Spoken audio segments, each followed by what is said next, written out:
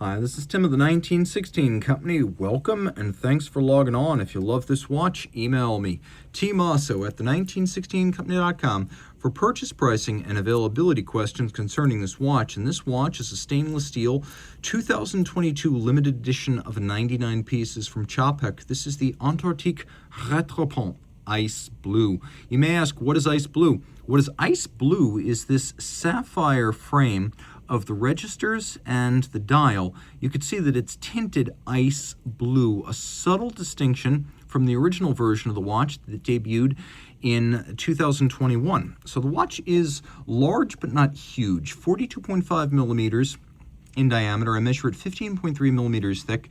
If we're just measuring lug-to-lug case only, then it's 46.1 millimeters. If we measure the first link on each side to its opposite number, then the total distance across the wrist is 47.8. I'm going to throw this watch on my wrist, which is 16 centimeters in circumference. Then you'll be able to see how it fits. It fits nicely. I probably wouldn't wear it on a wrist much smaller than mine, but it does fit quite well. And if you look where the edge of the case is on each side, the edge of the case is nowhere near the edge of my wrist. It's not a thin watch, but it does feature a fairly stepped and sloped case flank, so jacket cuffs should be fine. And over the top, which always exaggerates the width of a watch, you can see that the lugs are still inboard of the edge of my wrist. It's a fairly beefy timepiece, and you might ask, how much does a beefcake like this weigh? Well, I can get you the mass. And that mass, thanks to Sammy the Scale, is 158.42 after you subtract the tag. So a substantial watch. Taking a look at the bracelet, of course, the Antarctique is Czapek's entry into the highly subscribed integrated bracelet steel sports watch category, but it's a different one with a lot of original thinking, and it stands on its own lugs in that regard. You can see the bracelet isn't as intricately decorated as, say, Lange or Audemars Piguet or Patek Philippe, but it's thoughtfully designed. It's well integrated, has this C motif intermediate link system designed to remind you that you are looking at a Czapek. You can see we have a setup where every single link is removable, so you've got quite a bit of flexibility built in to the bracelet. And you've got even more because you push these two triggers and there is a telescoping micro adjust on each side of the clasp. You could use one, both, neither. And then we have a double folding clasp, and I do believe this is probably the part of the watch that feels most generic because this is an off-the-shelf piece. But if you're going to use an off-the-shelf piece, use it where it's not seen, and as soon as the clasp is closed, it's not. You can see the company logo externally. By the way, that's not to impugn the quality of the clasp. It's very robust, and twin trigger, where you have to press both to open it, is a very secure system. Taking a quick look, you can see the Czapek logo on the crown. Of course, Czapek and Patek were in business from 1839 until they went their separate ways. Patek joined up with Philippe, and Czapek struck out on his own in 1845, and thus we have that little note on the crown. You can also see the crown is a combination of media blast and polish, and we'll take a quick look at the system where the quick release, which allows you to swap in straps without a tool, requires a decent amount of fingernail to rotate the little dial on the bottom. And because I manicure my nails for your viewing pleasure, I don't have a whole lot of nail, but that's how that works. And so you see that little dial turns, and it can lock the bracelet back into place or the strap, your choice.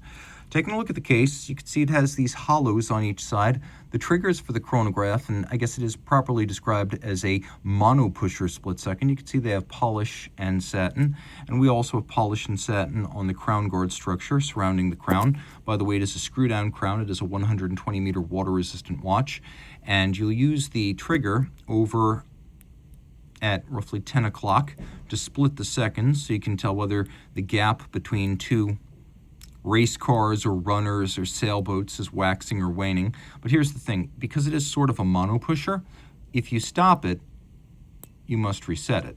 What you can also see is that all of this mechanism is on the dial side. So you've got this column wheel for the split second function, and then this is your primary. You also have a lateral clutch architecture, and then the chronograph has been inverted to put all of this action beautifully decorated on the dial side of the watch. You're also going to want to know just how well loomed it is, because it does have decent luminescence, although it's only on the hands. The Blue sapphire scale, as well as the surrounds for the counters, is a handsome and subtle look that allows you to see better the mechanism underneath. And you can appreciate that the decoration is quite good with satin and beveling on many of these steel chronograph components, and then media blast on the base plate. The most interesting detail might be this remarkable bridge that sits underneath the hands, carrying the motion work and the drive for the hours, minutes, and chronograph functions. You can really see how nicely decorated all these parts are as you rotate 360 degrees. It's well done, it's thoughtful, and it's a great idea of the execution living up to the concept. Turning it all over, you can see it's a little bit more obviously a partnership movement on the back. Chronode, which is a super high-end movement factory run by Jean-Francois Maujon, a longtime partner of Czapek.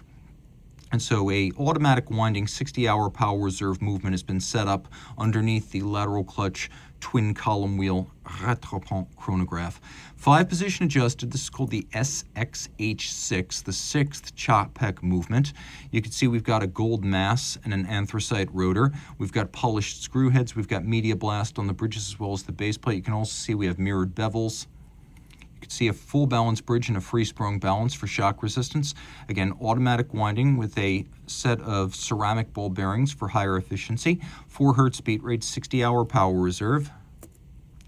You can see the ratchet wheel, which sits on top of the barrel. 49 joules, 5-position adjusted, and get a good view of the mirrored bevels on the edge of these bridges. As you can see, this is 1 out of 99. It's 120 meters water resistant, and it is the Rattrapante Ice Blue Antarctique series, and a lovely watch in every regard. And then to put the bracelet back on, all you do is you snap this into place. You can see how there's that little dial on the bottom. You rotate it once more,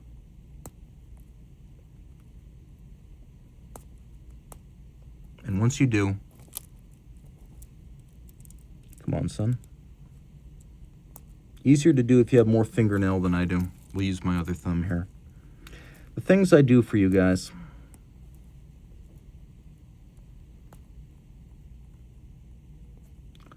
People used to complain about my fingernails on these, so I had to cut them down to mincemeat. And Danny Guffberg asked me to get a manicure every single day. Well, I wasn't going to do that, so I manicure my own now, but that leaves me with very little fingernail. If you love this watch and you have more fingernail than I do, reach out to Team Mosso at the 1916company.com for purchase and pricing details.